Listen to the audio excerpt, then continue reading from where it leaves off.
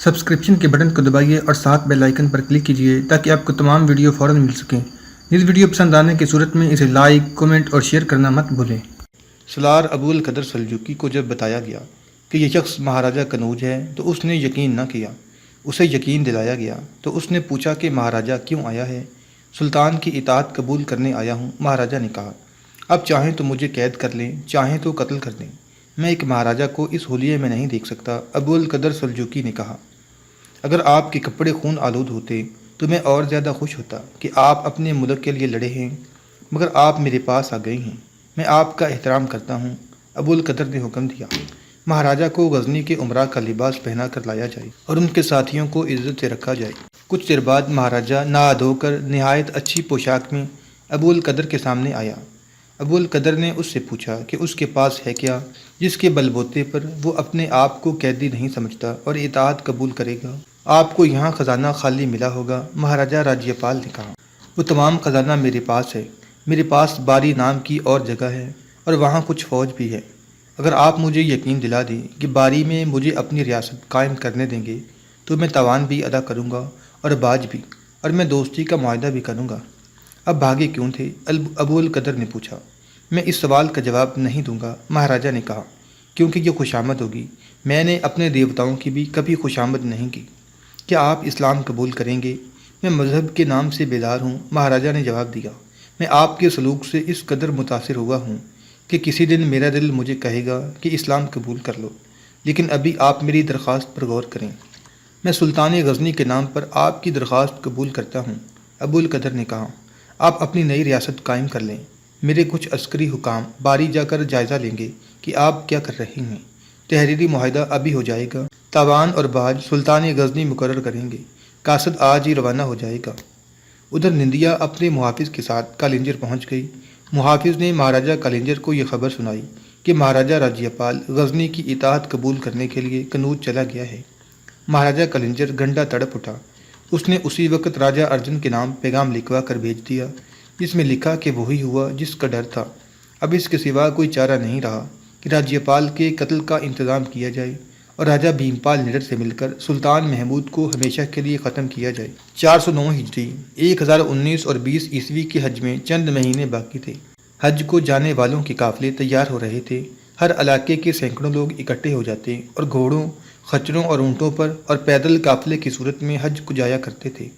ان قافلوں میں تاجر بھی شامل ہو جایا کرتے تھے۔ بعض مسافر اپنے بیوی بچوں کو بھی ساتھ رکھتے تھے۔ قافلہ جتنا چھوٹا ہوتا تھا، اس پر ڈاکوؤں کے حملے کا اتنا ہی زیادہ خطرہ ہوتا تھا، اس لیے قافلے بہت بڑے ہوتے جاتے تھے۔ جو قافلے بڑھتے جاتے تھے، ان میں مسافر شامل ہوتے جاتے تھے۔ اس کے مطابق ڈاکوؤں نے بھی اپنے گروہوں کی نفری بڑھا لی تھی۔ آگے چل کر سلطان صلاح الدین ایوبی کے دور میں صلیبیوں نے اپنے فوجی دستوں سے حاجیوں کے قافلوں کو لوٹنا شروع کر دیا تھا۔ معروف مورخ محمد قاسم فرشتہ نے بہت سے مورخوں کے حوالے سے لکھا ہے کہ حماد بن علی نام کا ایک عرب سلطان محمود غزنوی کے دور کا طاقتور راہزن تھا۔ اس نے عرب ممالک کے پسماندہ قبائل میں سے اپنا ایک گروہ بنا رکھا تھا جو قافلوں کو لوٹتا تھا۔ اس کا یہ گروہ ایک فوج بنتا جا رہا تھا۔ وہ عرب علاقوں میں حاجیوں کے قافلوں کو روکتا اور مال و دولت اور نوجوان لڑکیاں اڑا لے جاتا تھا۔ 2-3 قافلے غزنی کے بھی لوٹے گئے تھے۔ محمود غزنوی کو اطلاع ملی تھی، لیکن اسے ہندوستان کی جنگیں اور اپنے ہاں کی خانہ جنگی مہلت نہیں دیتی تھی کہ ڈاکوؤں کے انسداد کے لیے کچھ کرتا۔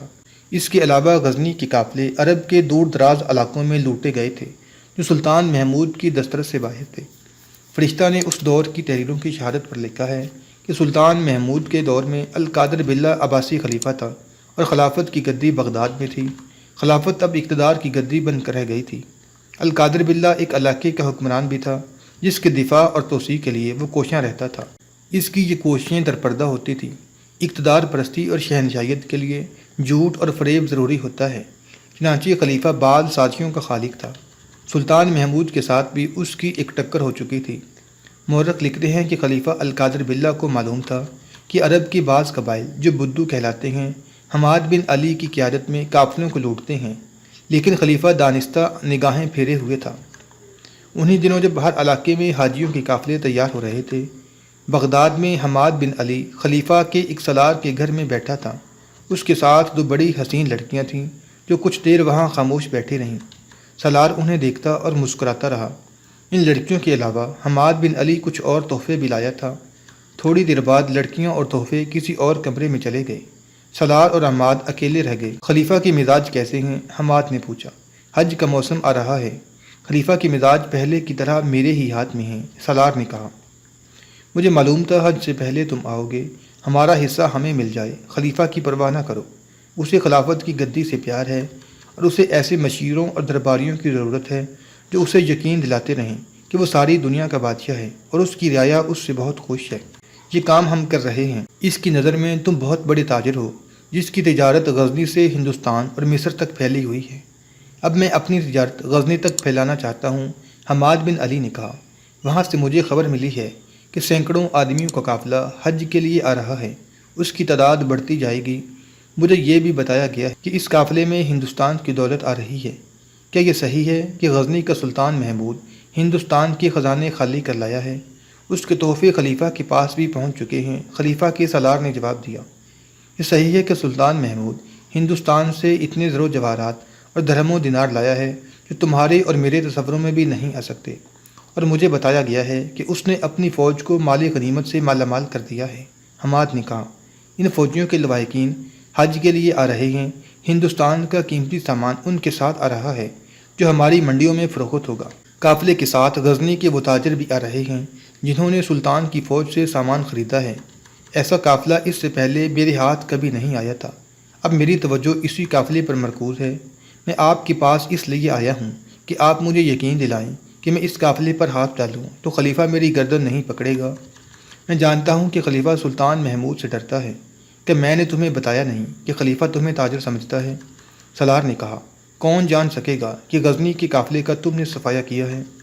ہاں، تمہیں ایک احتیاط کرنی پڑے گی۔ قافلہ بہت بڑا ہے، اس لیے تمہارے ساتھ بہت سے آدمی ہونے چاہئیں۔ یہ بھی ہو سکتا ہے کہ سلطان محمود قافلے کے ساتھ فوج کا ایک دستہ بھی بھیج دے۔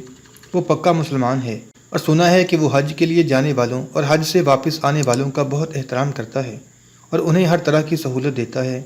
اب تو میں بھی فوج اکٹھی کر سکتا ہوں، حماد بن علی نے کہا۔ تمام قبیلے میرے زیر اثر ہیں، میں 700-800 نفری بڑی آسانی سے لے آؤں گا۔ کہ آپ ان قبیلوں سے واقف نہیں؟ اور پھر میں آمنے سامنے آ کر للکار کر تھوڑے ہی لڑوں گا، میں گھات لگاؤں گا۔ کسی پہاڑی علاقے میں؟ سالار نے پوچھا۔ نہیں، قید کے ریگستان میں، حماد نے جواب دیا۔ اب کیسے سالار ہیں؟ کیا آپ ریگستان کی گھات نہیں جانتے؟ جب قافلے پر اچانک حملہ ہوگا تو قافلے والے ادھر ادھر بھاگیں گے، انہیں چھپنے کی کوئی جگہ نہیں ملے گی۔ میں قید کے ریگستان سے واقف ہوں۔ ایک علاقہ ریتلے ٹیلوں کا ہے، اس کی بھول بھلائیوں سے صرف ہمارے قبیلے واقف ہیں۔ کوئی اجنبی ان میں پھنس جائے تو اسے باہر نکلنے کا راستہ نہیں ملتا۔ اس علاقے میں غزنی کی فوج بھی نہیں لڑ سکتی۔ میرے ساتھ جو قبائلی ہیں وہ انسان نہیں، جن ہیں۔ آپ مجھے خلیفہ سے ملوا دیں، اس کی خدمت میں بھی کچھ پیش کر دوں۔ خلیفہ القادر باللہ عباسی اپنے خاص کمرے میں بیٹھا تھا۔ اس کا سالار جو اس کا منظور نظر تھا اسے بتا رہا تھا کہ حماد بن علی اس سے ملنے آیا ہے۔ وہ تحفے جو حماد لایا ہے خلیفہ کے سامنے پڑے تھے۔ سالار نے حماد کی بہت تعریف کی اور خلیفہ کو بتایا کہ حماد بن علی بڑے کام کا آدمی ہے۔ وہ تمام سرکش قبائل کو آپ کی خلافت کا غلام بنا رہا ہے اور آپ کے لیے وہ ان قبائل میں سے فوج تیار کر رہا ہے۔ جب کبھی ہمیں ضرورت پڑی یہ قبائل ہمارے دوش بدوش لڑیں گے۔ یہ قبائل سرکش اور خودسر ہیں۔ معلوم ہوا ہے کہ قافلوں کو لوٹتے ہیں اور لڑکیاں بھی اٹھا لے جاتے ہیں جنہیں وہ بیچ ڈالتے ہیں۔ یہ ان لوگوں کا بہتان ہے جو حماد کی مقبولیت اور طاقت سے خوفزدہ ہیں اور حسد کرتے ہیں۔ سالار نے چاپلوسی کا کمال دکھاتے ہوئے کہا۔ ہر وہ انسان جو لوگوں میں مقبول ہے وہ حاسدوں کے دل کا کانٹا سمجھا جاتا ہے۔ آپ کے بھی دشمن ہیں، وہ جب دیکھتے ہیں کہ آپ کی رعایا آپ کا نام سن کر سجدہ ریز ہو جاتی ہے تو وہ جلتے اور کڑتے ہیں۔ حماد بن علی نے تمام سرکش قبائل کو اپنا مرید بنا رکھا ہے اور خود آپ کا مرید ہے۔ وہ تمام قبائل کو آپ کا مرید بنا چکا ہے۔ امیر المومنین ایک اور درباری حاکم جو سالار کا ہی آدمی تھا بول پڑا۔ اس عمر میں بھی آپ کا چہرہ مبارک جوانی کے خون سے دمک رہا ہے۔ حماد بن علی آپ کے لیے جو تحفہ لایا ہے وہ آپ رات کو اپنے حرم میں دیکھ لیں گے اور آپ اس تحفے کے قابل ہیں، سالار نے کہا۔ اب حماد کو شرف بازیابی بخشیں، وہ باہر انتظار کر رہا ہے۔ اسے انتظار میں باہر کیوں کھڑا رکھا ہے؟ خلیفہ نے ساری دنیا کے بادشاہ کی طرح جلالی سے لہجے میں کہا۔ ایسے آدمی کو ہم اپنے برابر بٹھائیں گے۔ فوراً حماد بن علی کو حاضر کیا گیا۔ وہ وجیحہ عرب تھا، چہرہ لال اور آنکھیں شربتی رنگ کی تھیں۔ ادھیڑ عمر تھا لیکن لگتا جوان تھا۔ اس کے چہرے پر ان عربوں کا جلال تھا جنہوں نے رومیوں اور زرتشتوں کو گھٹنوں پر بٹھا دیا اور اسلام کا پرچم سمندر پار یورپ میں جا گاڑا تھا۔ حماد کے بازو لمبے اور کندھے سیدھے اور گوشت سے بھرے ہوئے تھے۔ وہ جب اندر آیا تھا تو اس کے قدموں کے نیچے زمین ہلتی ہوئی محسوس ہوتی تھی۔ اس کے ہونٹوں پر تبسم تھا اور وہ مردانہ وقار کا شاہکار تھا۔ اس کی آنکھوں کی چمک، اس کے چہرے کی دمک میں اور اس کے ظاہری جاہ و جلال میں شائبہ تک نہ ملتا تھا کہ یہ شخص لٹیرا اور قاتل ہے۔ خلیفہ اٹھ کھڑا ہوا اور ہاتھ حماد کی طرف بڑھا کر بولا، آگے آؤ حماد بن علی، خدا کی قسم ہمیں تمہارے چہرے پر لکھا نظر آتا ہے کہ تم کثر خلافت کے پاسبان ہو۔ لوٹ مار کرنے والے وحشی قبائل کو لگام ڈال کر تم نے خلافت پر اور اسلام پر عظیم احسان کیا ہے۔ میں آپ کی رعایا ہوں یا امیر المومنین، حماد نے کہا۔ رعایا میں کون ایسا فرد ہے جو آپ کی عبادت نہیں کرتا؟ آپ نے ٹھیک فرمایا ہے کہ میں کثر خلافت کا پاسبان ہوں۔ میں اپنی جان اور صحرائی قبیلوں کی وفاداری پیش کرنے آیا ہوں۔ خلیفہ نے حماد کو اپنے برابر بٹھا لیا۔ خلیفہ نے حماد کو یوں اپنے برابر بٹھا لیا جیسے کسی نے سانپ اپنی آستین میں ڈال لیا ہو۔ یہ 1019-20 کا دور تھا جب اسپین اندلس کہلاتا تھا اور وہاں اسلامی پرچم لہرا رہا تھا مگر سرنگوں ہوتا جا رہا تھا۔ کرتبہ سازشوں کا اور اقتدار پرست پہلوانوں کا اکھاڑا بن چکا تھا۔ طارق بن زیاد کی ہڈیاں خاک ہو چکی تھیں اور اس کی روح اس اندلس کے لیے تڑپ رہی تھی جسے فتح کرنے کے لیے اس نے سمندر پار کر کے کشتیاں جلا ڈالی تھیں تاکہ واپسی کا تصور ہی مٹ جائے۔ وہ اندلس، وہ طارق بن زیاد کا اندلس ویسے ہی چاپلوس مشیروں اور درباری خوشامدیوں کی بھینٹ چڑھ چکا تھا جیسے بغداد کے کثر خلافت میں بھی موجود تھے۔ ان دنوں جب بغداد میں ایک لٹیرا اور صحرائی قزاق خلیفہ کے دربار میں ایک معزز تاجر کے بحروپ میں پیش کیا گیا تھا۔ اسپین کے حکمران چچا کا بھتیجا اس کے خلاف لڑ رہا تھا۔ یہ خانہ جنگی تھی، وہاں خلافت وجہ پیکار تھی، وہاں خلافت وجہ پیکار بنی ہوئی تھی۔ جو کوئی خلافت کی گدی پر بیٹھ جاتا وہ ہر اس آدمی کو قتل کرانے کی در پردہ کوشش کرتا تھا جس سے اس کے اقتدار کو خطرہ ہوتا تھا۔ اس کے باوجود اس کے خلاف سازشیں ہوتی تھیں۔ خوشامدیوں اور چاپلوسوں کا ایک ٹولہ تھا جو ہر خلیفہ کی مدح سرائی کرتا اور اس پر غالب آ جاتا تھا۔ دشمن سلطنت اسلامیہ کی جڑوں میں اتر کر اسے چوہوں کی طرح کھا رہے تھے۔ غداروں کے وارے نیارے تھے۔ نااہل اور بددیانت لوگ عہدے اور رتبے حاصل کرنے لگے اور جو عہدوں اور رتبوں کے اہل تھے وہ مشتبہ، تخریب کار اور شر پسند کہلانے لگے۔ اہل قلم بھی اپنا ایمان اور صداقت نیلام کر بیٹھے اور اندلس میں اسلام کا چراغ ٹمٹمانے لگا۔ ادھر خلافت بغداد بھی شخصی حکومت کی صورت اختیار کر چکی تھی۔ وزیر اور مشیر مفاد پرستی کے شکار ہو گئے اور صحرائی قزاق معززین میں شمار ہونے لگے تھے۔ حماد بن علی ایسے ہی افراد میں سے تھا۔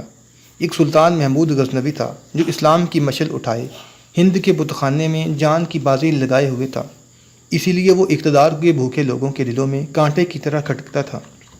حماد بن علی کے ساتھ 4 محافظ تھے جن میں ایک وجیحہ ترک ارتگین تھا۔ وہ کوئی 1 سال پہلے حماد کے گروہ میں شامل ہوا تھا اور حماد کا قابل اعتماد محافظ بن گیا تھا۔ جس طرح ہر اسلامی مملکت میں حج پہ جانے والوں کے قافلے تیار ہو رہے تھے، ایسا ایک قافلہ غزنی میں بھی تیار ہو رہا تھا۔ تیاری یہ تھی کہ قافلے میں زیادہ سے زیادہ لوگ شامل ہو جائیں تاکہ قزاقوں اور ہزنوں سے محفوظ رہیں۔ قافلے میں تاجر بھی شامل ہو رہے تھے۔ گرد و نواح کے لوگ بھی غزنی میں جمع ہو رہے تھے۔ اونٹوں، گھوڑوں اور بیلوں کی خرید و فروخت ہو رہی تھی۔ بیل اور گھوڑا گاڑیاں تیار ہو رہی تھیں۔ یہ میلے کا منظر تھا۔ اس میلے میں حماد بن علی کے آدمی بھی گھوم پھر رہے تھے۔ وہ جائزہ لے رہے تھے کہ قافلے کے ساتھ کتنا مال جا رہا ہے اور جو لوگ ساتھ جا رہے ہیں وہ مزاحمت کے قابل ہیں یا نہیں۔ قافلے کو 1.5 ماہ بعد روانہ ہونا تھا۔ عرب کے صحرا میں کہیں ایک نخلستان تھا، وسیع اور سرسبز۔ وہاں خیمے لگے ہوئے تھے، مشلیں جل رہی تھیں۔ خیموں کا ایک شہر آباد ہو گیا تھا۔ خیموں سے ذرا پرے 100 آدمی گول دائرے میں زمین پر بیٹھے تھے۔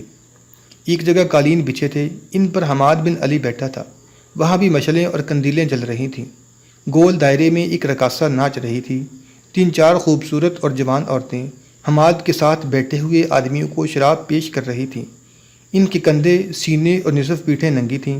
انہوں نے جو لمبے فراق پہن رکھے تھے ان پر ستارے سے چمک رہے تھے۔ ان عورتوں کی چال ایسی تھی جیسے ریت پر تیر رہی ہوں۔ مہمانوں کے آگے سالم بکرے روسٹ کر کے رکھے ہوئے تھے۔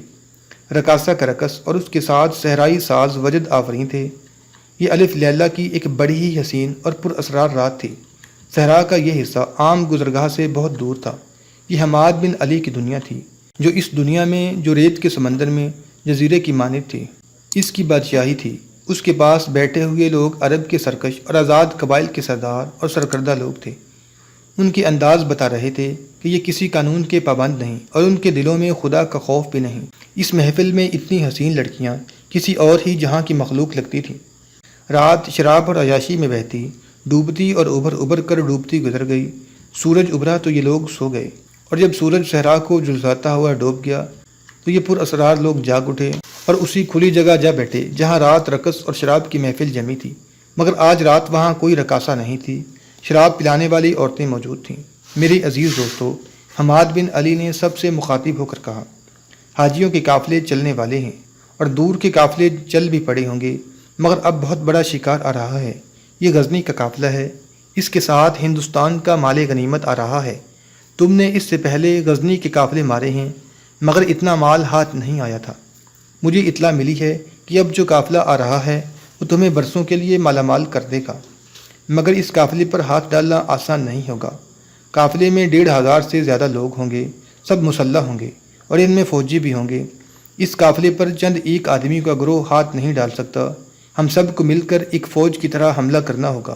کیا تم لوگ مجھے بتا سکتی ہو کہ ہر ایک کتنے آدمی اپنے ساتھ لا سکتا ہے؟ 1000، ایک نے ہاتھ اٹھا کر کہا۔ 600، ایک اور نے کہا۔ 400۔ ہر ایک نے بتایا کہ وہ کتنے آدمی لا سکتا ہے۔ یہ تعداد 5000 بن گئی۔ یہ یاد رکھو کہ ہمیں 5000 قزاق نہیں، سپاہی درکار ہیں، حماد بن علی نے کہا۔ ہو سکتا ہے ہمیں ایسی ضرورت پیش نہ آئے، لیکن ہمیں باقاعدہ لڑائی کے لیے تیار رہنا چاہیے۔ میں بغداد سے آ رہا ہوں۔ مجھے خلیفہ کے ایک سالار نے بتایا ہے کہ غزنی کا سلطان، جس کا نام محمود ہے، حاجیوں کی بہت عزت کرتا ہے اور ان کا بہت خیال رکھتا ہے۔ ہو سکتا ہے وہ اتنے بڑے قافلے کے ساتھ فوج کا ایک دستہ بھیج دے۔ ہر سردار نے پرجوش آواز میں حماد کو یقین دلایا کہ وہ اپنے ساتھ ایسے جنگجو لا رہا ہے جو غزنی کی فوج کو کاٹ کر رکھ دیں گے۔ اگر تم واقعی سپاہی بند کراؤ گے تو تمہیں ایک اور انعام ملے گا، حماد بن علی نے کہا۔ اس کے پاس ایک بڑی ہی خوبصورت لڑکی بیٹھی تھی۔ یہ لڑکی 1 سال سے اس کے پاس تھی۔ اس نے لڑکی کے سر پر ہاتھ رکھ کر کہا، یہ غزنی کے حسن کا نمونہ ہے۔ غزنی کے قافلے کے ساتھ ایسی بہت سی لڑکیاں آ رہی ہیں، پورے کنبے آ رہے ہیں۔ یہ ایسا انعام ہے جو تمہیں اور کہیں سے نہیں ملے گا۔ لڑکی جو مسکرا رہی تھی سنجیدہ ہو گئی اور اس کا چہرہ سرخ ہو گیا۔ حماد بن علی سب کو بتانے لگا کہ قافلے پر کس مقام پر حملہ کرنا ہے۔ حماد کے پیچھے اس کا باڈی گارڈ ارتگین کھڑا تھا۔ وہاں محافظ کو ساتھ رکھنے کی ضرورت نہیں تھی، لیکن وہ ان قبائل کا بادشاہ تھا اور بادشاہ اپنے ساتھ محافظ رکھا کرتے تھے۔ جب حماد قبائل کے سرداروں سے مخاطب تھا، لڑکی نے نظر بچا کر ارتگین کی طرف دیکھا۔ ارتگین کا چہرہ بے تاثر تھا۔ لڑکی نے اسے گور کر دیکھا تو ارتگین کے چہرے کا رنگ بدل گیا، جیسے اس سے کوئی غلطی سرزد ہو گئی ہو۔ قبائلی سرداروں نے غزنی کے قافلے پر حملے کا منصوبہ طے کر لیا اور انہوں نے قید کے ریگستان کو حملے کے لیے موزوں سمجھا۔ اسی رات کا واقعہ ہے کہ حماد بن علی گہری نیند سو گیا تھا۔ دوسرے خیمے میں غزنی کی یہ لڑکی، جس کا نام سبیلہ تھا، جاگ رہی تھی۔ اس کی نیند اڑ گئی تھی۔ خیمہ گاہ پر موت کا سکوت طاری تھا۔ ان لوگوں کو کوئی غم نہیں تھا، کوئی خطرہ نہیں تھا۔ انہیں پہرا کھڑا کرنے کی ضرورت نہیں تھی۔ رہزنی اور قزاقی ان کا پیشہ تھا۔ وہ وحشی تھے، ان تک قانون کا ہاتھ نہیں پہنچ سکتا تھا۔ سبیلہ نے اٹھ کر اپنے خیمے کا پردہ ذرا سا ہٹایا اور باہر دیکھا۔ باہر تاریکی تھی۔ وہ کسی کے انتظار میں تھی۔ وہ پھر لیٹ گئی۔ کچھ دیر بعد پھر اٹھی اور خیمے کا پردہ ہٹا کر دیکھا، اور اس کی نظریں ایک دوسرے کے ساتھ کھڑے 2 درختوں پر رک گئیں۔ ان کے پس منظر میں ستاروں بھرا آسمان تھا۔ دیکھتے ہی دیکھتے دونوں درختوں کے درمیان ایک انسانی سایہ آن رکا۔ کوئی آدمی وہاں آن کھڑا ہوا تھا۔ سبیلہ نے ایک مردانہ چوگا اپنے اوپر ڈالا اور خیمے میں سے نکل کر دبے پاؤں کھجور کے ان 2 درختوں کی طرف چل پڑی۔ سایہ درختوں کے درمیان سے غائب ہو گیا۔ تھوڑی دیر بعد 2 سائے کھجوروں کے سیاہ ستونوں میں تحلیل ہو گئے۔ وہ ارتگین تھا۔ رات جب محفل برخاست ہوئی تھی، سبیلہ نے موقع دیکھ کر ارتگین سے کہہ دیا تھا کہ رات وہ کھجور کے ان 2 درختوں کے درمیان آ جائے جو پانی کے کنارے الگ تھلگ کھڑے ہیں۔ ارتگین اور سبیلہ کی آپس میں کوئی ایسی بات نہیں تھی کہ وہ چوری چھپے یوں ملتے۔ وہ ایک دوسرے کو دیکھ کر مسکرا دیا کرتے تھے۔ دونوں کا ان قزاق قبائل کے ساتھ کوئی تعلق نہیں تھا، نہ وہ ان میں سے تھے۔ دونوں کو ایک قافلے سے اغوا کیا گیا تھا۔ سبیلہ غزنی کی فوج کے ایک شتر سوار کی بیٹی تھی۔ اس کا باپ صرف شتر سوار ہی نہیں، وہ سلطان محمود کا معتقد اور مرید تھا۔ وہ ہندوستان بھی اپنی فوج کے ساتھ گیا تھا۔ اپنے بچوں کو وہ سنایا کرتا تھا کہ اسلام ایک سچا اور عظیم مذہب ہے جسے ساری دنیا میں پھیلانا ہر مسلمان کا فرض ہے۔ وہ انہیں اسلام کی عسکری کہانیاں بھی سنایا کرتا تھا۔ یہ کہانیاں سبیلہ کے خون میں شامل ہو گئی تھیں، مگر وہ 12-13 سال کی تھی جب اس کا باپ ایک لڑائی میں مارا گیا۔ سبیلہ کی ماں نے اپنے خاوند کے ایک دوست کے ساتھ شادی کر لی۔ اس کے پہلے بھی بچے تھے جن کے ساتھ اسے بہت پیار تھا، وہ انہی میں مگن رہا۔ سبیلہ اور اس کے چھوٹے 2 بھائیوں کو وہ پیار اور شفقت نہ دے سکا۔ سبیلہ کی عمر 16-17 سال ہوئی تو سوتیلے باپ نے اسے خاصی بڑی عمر کے ایک آدمی کے ساتھ بیاہ دیا۔ اس آدمی کی پہلی بھی 2 بیویاں تھیں۔ سبیلہ کے سوتیلے باپ نے دراصل اس آدمی سے نقد رقم وصول کی تھی۔ سبیلہ کا خاوند رتبے والا دولت مند آدمی تھا، وہ شراب بھی پیتا تھا۔ ارتگین اس آدمی کا خاص ملازم تھا۔ وہ چونکہ شہ سوار تھا، تیر انداز اور تیغزن بھی تھا، اس لیے آقا نے اسے اپنا محافظ بھی بنا رکھا تھا۔ ارتگین ترک غلام تھا، اس کا بچپن اور لڑکپن غلامی میں گزرا تھا۔ وہ جب جوانی میں داخل ہوا تو اس کا قد بت اور چہرے کا حسن نکھر آیا۔ اس کے سابقہ مالک نے اس کی وجاہت سے متاثر ہو کر اسے گھڑ سواری، تیر اندازی اور تیغزنی سکھا کر اپنا محافظ بنا لیا تھا۔ اس دور میں اپنے ساتھ ایک محافظ رکھنا بہت بڑا اعزاز سمجھا جاتا تھا۔ اس آقا کی موت کے بعد اسے ایک اور ایسے ہی دولت مند نے خرید لیا۔ اس آقا نے چند برسوں بعد ایک تاجر کی بیٹی کے ساتھ شادی کی اور اس کے عوض ارتگین اسے تحفے کے طور پر دے دیا۔ آخر میں وہ اس آدمی کے ہاتھ فروخت ہوا جس کے ساتھ سبیلہ کی شادی ہوئی تھی۔ سبیلہ کا ارتگین کے ساتھ اتنا ہی تعلق تھا کہ وہ اس کے خاوند کا محافظ اور خاص ملازم تھا۔ 1 سال قبل سبیلہ کا خاوند ایک قافلے کے ساتھ کہیں جا رہا تھا کہ راستے میں ڈاکوؤں نے گھیر لیا۔ قافلے والوں نے مقابلہ کیا مگر انہوں نے ہتھیار ڈالنے میں دیر نہ کی۔ ارتگین ابھی تک مقابلے میں ڈٹا ہوا تھا۔ وہ گھوڑے پر سوار تھا، گھوڑے کو سرپٹ دوڑا کر اور گھوم پھر کر لڑتا تھا۔ ڈاکوؤں کے سردار نے اعلان کیا کہ اس شخص کو زندہ پکڑو۔ قافلے والے دل چھوڑ بیٹھے تھے، ارتگین اکیلا لڑ رہا تھا۔ آخر ڈاکوؤں نے اس کے گھوڑے کو زخمی کر کے ارتگین کو گرا لیا اور اسے پکڑ لیا۔ ڈاکوؤں کے ہاتھ قافلے کا تمام تر مال لگا اور 2 بڑے قیمتی انسان، ایک ارتگین تھا اور دوسری سبیلہ۔ سبیلہ کی بدنصیبی یہ تھی کہ وہ بہت خوبصورت تھی۔ وہ عورت تھی، روتی ہوئی ڈاکوؤں کے ساتھ چل پڑی۔ البتہ ارتگین کو ساتھ لے جانا مشکل ہو گیا۔ وہ ڈاکوؤں کو للکارتا تھا کہ 2 آدمی باری باری اس کے مقابلے میں آئیں، مگر اس کے ہاتھ پاؤں رسیوں سے باندھ کر اسے گھوڑے پر بٹھا دیا گیا۔ سبیلہ کا خاوند مارا گیا تھا۔